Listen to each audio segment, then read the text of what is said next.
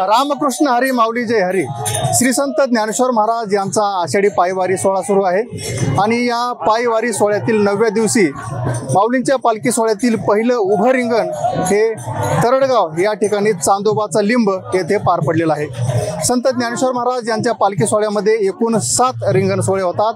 त्यामध्ये 4 गोल तर 3 उभे रिंगण सोहळे होतात. संत ज्ञानेश्वर महाराज यांचा पालखी सोहळा पुणे जिल्ह्यातील मुक्काम संपवून काल सातारा जिल्ह्यामध्ये प्रवेश केलेला आहे.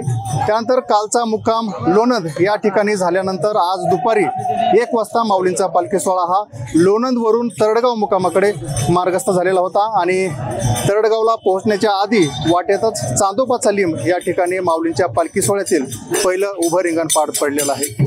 आज तरडगावचा मुक्काम झाल्यानंतर उद्या सकाळी माऊलींचा पालखी सोहळा हा फलटण मुक्कामाकडे मार्गस्थ होणार आहे. श्री संत ज्ञानेश्वर महाराज पालखी सोहळ्यातील संपूर्ण अपडेट्स आपण जाणून घेणार आहोत. तुर्तास धन्यवाद.